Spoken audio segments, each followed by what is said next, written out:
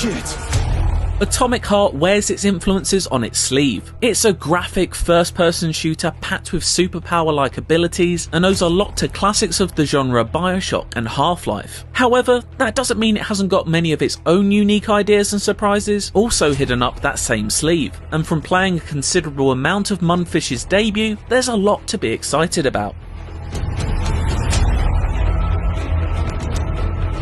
Atomic Heart lulls you into familiar territory straight off the bat, albeit in a very unfamiliar world. Its opening takes obvious cues from BioShock Infinite's masterful introduction to Columbia, as you take a leisurely trip through a peaceful, alternate history Soviet city. Thanks to the big brains at the fictional Facility 3826, robots have been integrated into society and help relieve the public from everyday stresses and labour. The calm is short-lived, however, as inevitably the AI turns not so friendly and the game begins in earnest.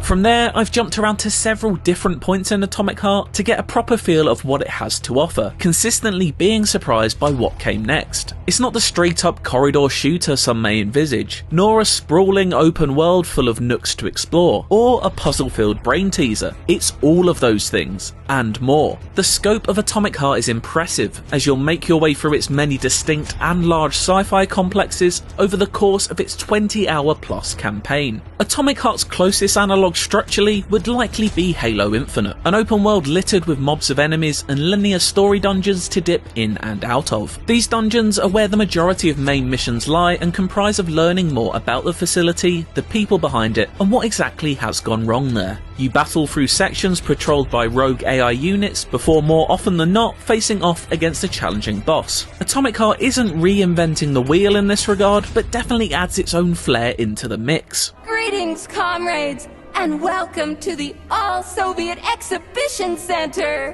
What the fuck are you babbling on about?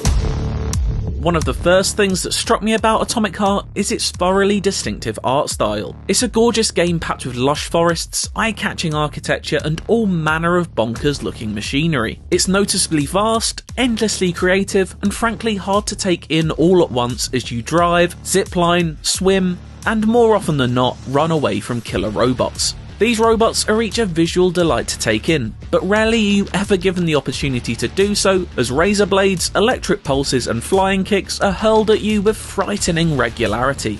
They each emphasise the intelligence in AI, never shying away from a battle or afraid of showing off their varied arsenals. Of course, there are larger scale enemies and boss battles aplenty, both in linear story sections and in arenas across the open world. They often provide challenge and spectacle in equal measure, as they unleash one devastating attack after another while you chip away at their monstrous health bars. Atomic Heart isn't afraid to switch up its combat either, frequently flitting between frantic firefights against onrushing hordes to slower, more deliberate melee duels. It's an exciting way to keep you on your toes and a testament to the work Mundfish has done to maintain balance. First and foremost, it's a shooter, and has an impressive collection of firearms to back that up. These range from the relentlessly chattering AK-47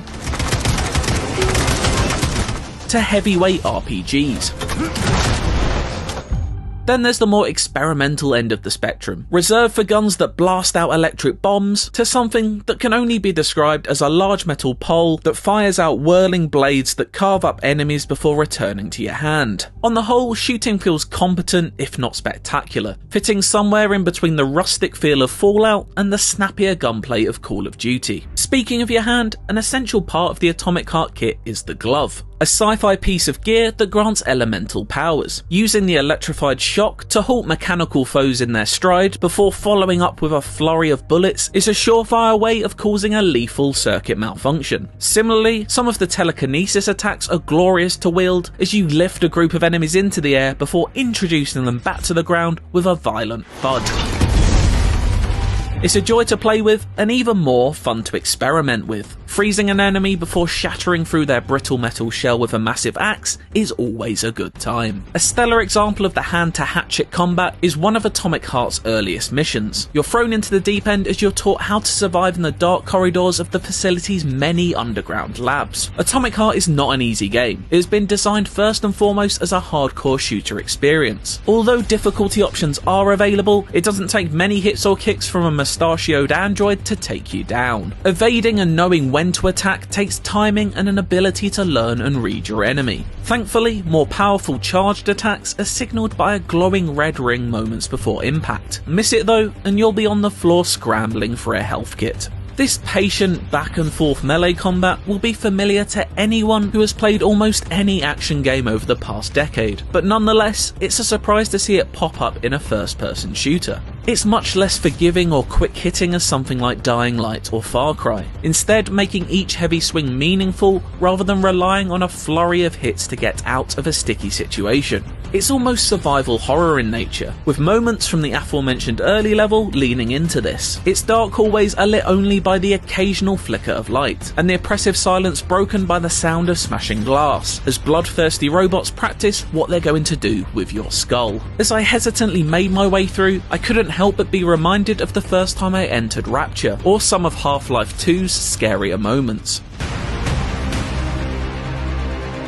Another Valve game Atomic Heart draws influence from is Portal. Not from any of its robot designs, but the surprising revelation that puzzles play such a considerable part. Test sites are puzzle boxes lasting anywhere from 15 minutes to an hour to complete. They're essentially abandoned lab facilities requiring you to put combat skills through a cerebral exam. For example, use your glove's shock ability to magnetize nodes, which in turn move platforms to help you on your way. The puzzles I've tried haven't been the most challenging, but provide a welcome change of pace nonetheless, and come with the added bonus of granting valuable upgrades upon completion. Weapons and abilities can be modified and upgraded throughout, a process that's essential in taking down the many threats. Robots are controlled by a central AI that is always on the lookout for you. Ways of combating its glare include avoiding its cameras, either by disabling them or making the glove perform its best gravity gun impression to hurl objects as a distraction. Make a wrong move and you'll quickly find yourself overcome by enemies. As the facility sends them out straight from the production line to attack,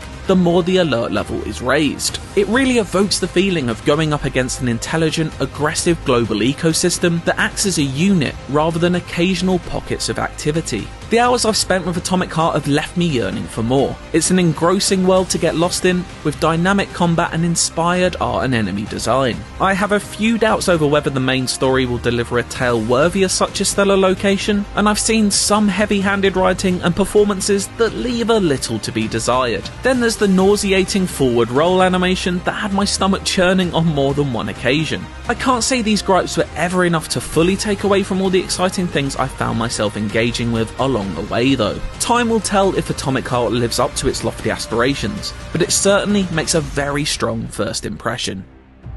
For more on Atomic Heart, check out this boss battle gameplay, or a deep dive into a history of the game's world.